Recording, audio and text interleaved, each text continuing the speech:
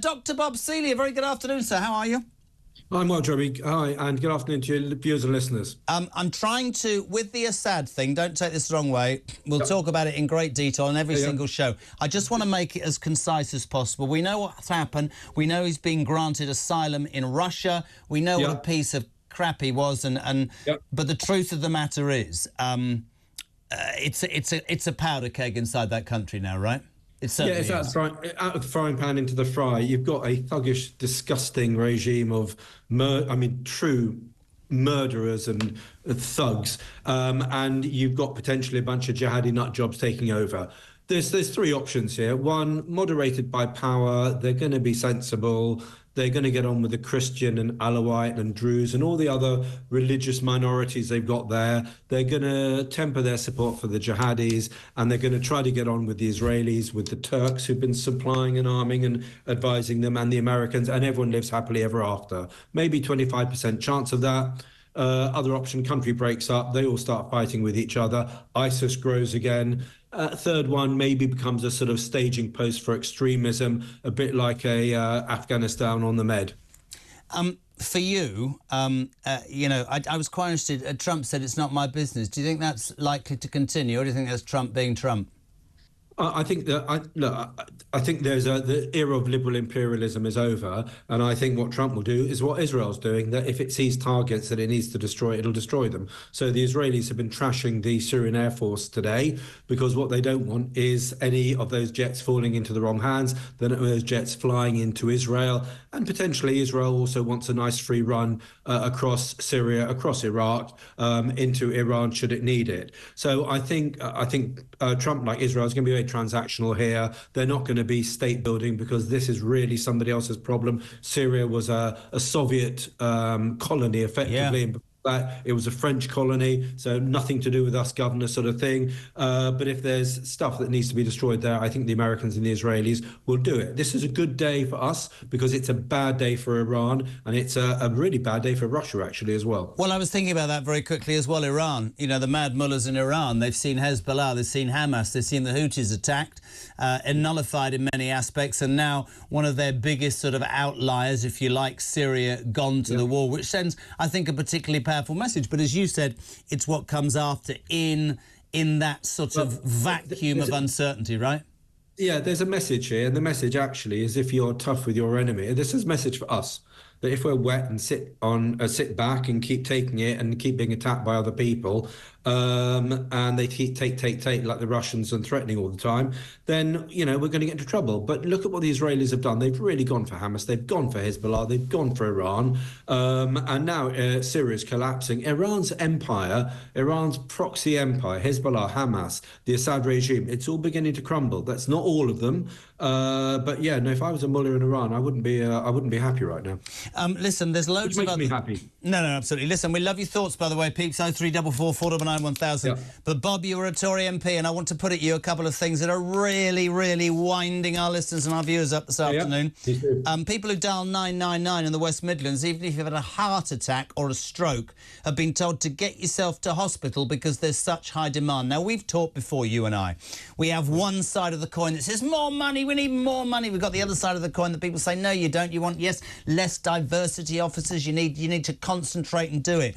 It is a sad indictment, I think, of where we're at as a country when something which I consider to be one of the greatest inventions in the modern world is becoming a... How is it you can pay in all your life, and if you've had a stroke or a heart attack, you can't get to hospital, Bob Seeley? That's not just a shame on Keir Starmer. That's a shame on the last 20, 25 years, isn't it? By a mile. Yeah, no, the state is failing us. This is a problem that we've got in our country. We are paying more and more money in tax. We are keeping less and less of our income for a state that delivers less and less.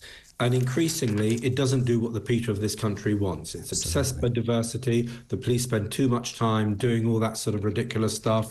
The NHS is failing. Look, there's another way of putting it. We need to move not to the American model, but we need to think about whether we're better off moving to a European model of state funding plus insurance.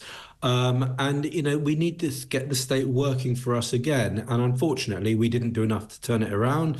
And now it's becoming incredibly visible because we have politicians who are actively on the side of wanting the police to do non-crime hate idiocy, wanting to do DEI, these non-jobs, and wanting to increase state bureaucracy. We've got to get the state working for the British people again. And if Kemi can deliver that, she will win big time in a few years' time. But right now, the state isn't working for us and is actually being more and more oppressive on us because it's stifling our freedom of speech and it's not even delivering decent services. Something needs to change. You're a good man.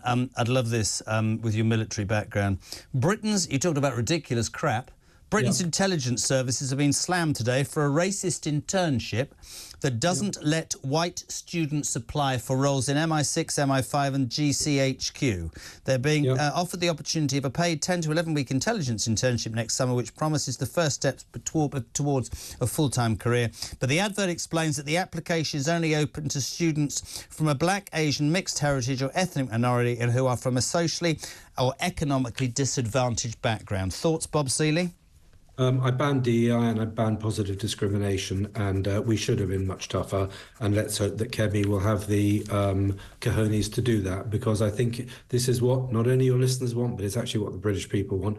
Why on earth we allowed this to thrive, God only knows. It's frightening, actually. And just bringing it back to the first thing that we talked about, when we look at what's happening in the world, and I'm not one of those people who wants to talk about war the whole time, because actually I want to spend my time on this show doing what, I always say Beryl in Rochdale's bothered about. She lives outside the M25. I say to people every day, she's not really interested in ideology or whatever. She's interested in, can her bins be delivered? Can she afford to heat her home? And we're saying you can't apply if you're white. My father-in-law's been saying that it's both ways for years, and I get absolutely slaughtered when I say that. No racism is right, but that is fundamentally wrong as well, is it? Yeah, no, look, we've got a society where the anti-racism is actually profoundly racist, because what anti-racism argues is that white societies are inherently racist. And even if to argue that or to argue against that is a sign of racism. So you simply have to accept this sort of garbage, this sort of quasi-pseudo-intellectual garbage which is peddled and which is infecting much too much of our state, and too many people are having to pay lip service to these idiot ideas, and it's damaging us. It's damaging us collectively. It's damaging our society. We seem to have, we're paying into a system where there seems to be less and less common sense. Yeah, look, it's barking. And we should be banning positive discrimination. I think it is an absolute cancer, and I think it creates cynicism and anger. And actually, you look at most black people, most Asian people, certainly the ones I know, they don't have anything to do with that. Because, if you're a woman, if you're anybody in this life, you want to get somewhere on your own merits. And the last thing you want is saying, oh, Jeremy Kyle got that job because he's Muslim or because he's Jewish or because he's a woman or because he's disabled.